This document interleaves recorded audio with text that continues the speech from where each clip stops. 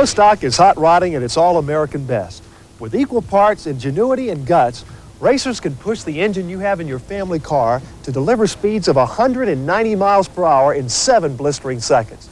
And the undisputed master of these Detroit-powered rockets is Bob Glidden, the most successful drag racer in history.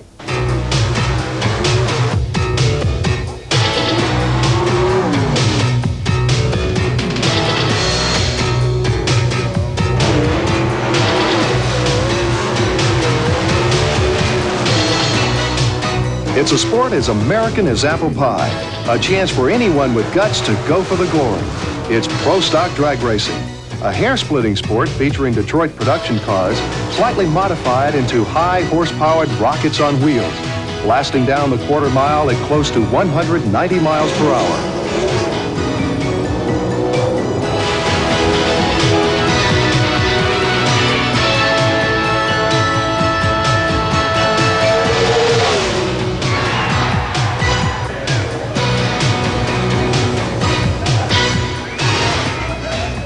And the man to beat in Pro Stock is Bob Glidden, the most successful drag racer in history.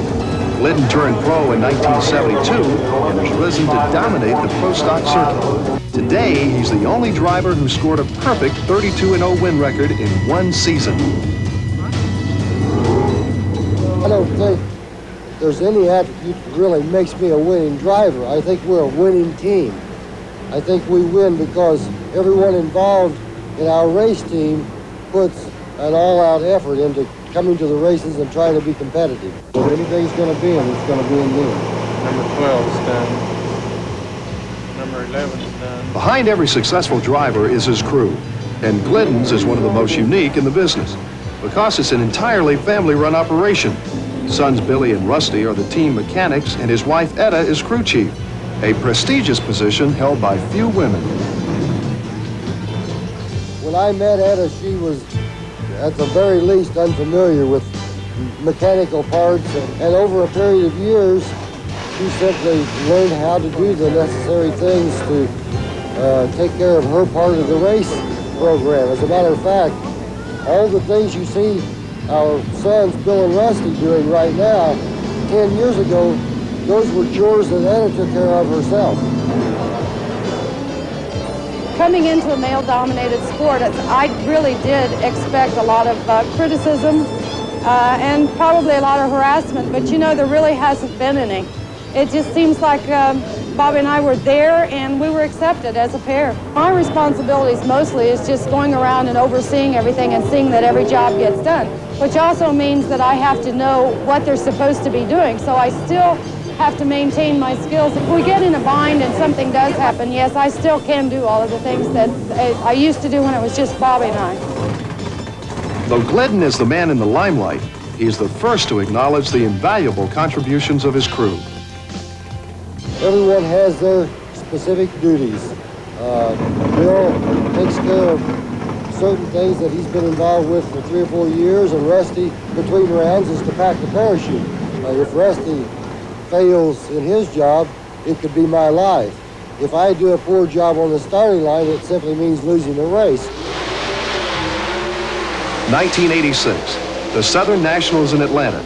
Glidden has just finished a run down the quarter mile when disaster strikes.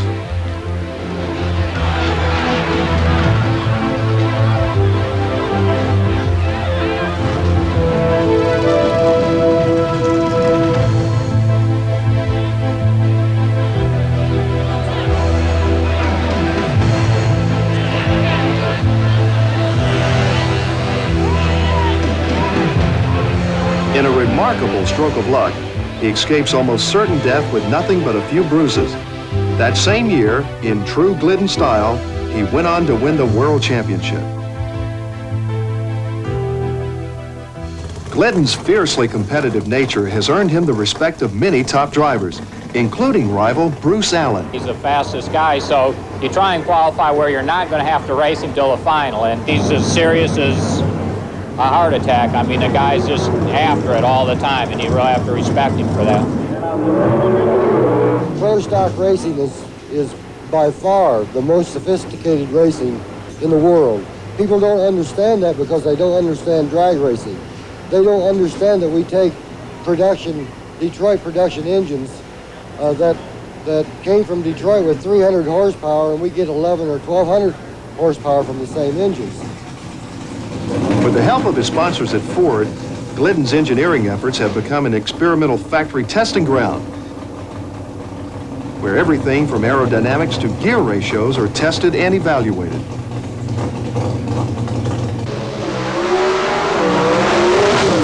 We get a lot of help from the engineers at Ford Motor Company, especially in the wind tunnel. These things that we find in the wind tunnel can't be passed on the next week or the next month to the buying customer, but a year from now or a year and a half or 2 years from now in future models, they incorporate the ideas that we find in this type of work.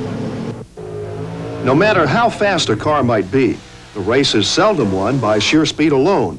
It takes an immense amount of concentration and reflex.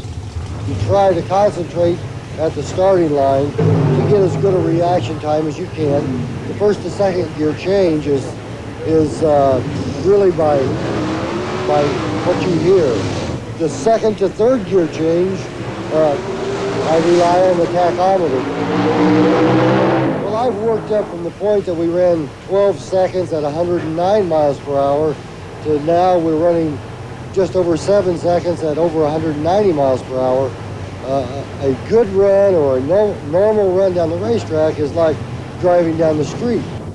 According to Etta, when Bob straps on his helmet for a run down the track, his family goes with him. And the same holds true when it comes time for the rewards. We win as a team and we lose as a team. So if one of us receives an award or an honor, it's a team award and it's a team honor.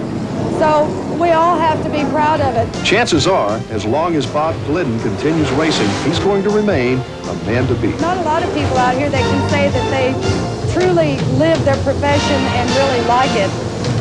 We happen to have that. We can say that we truly enjoy what we do.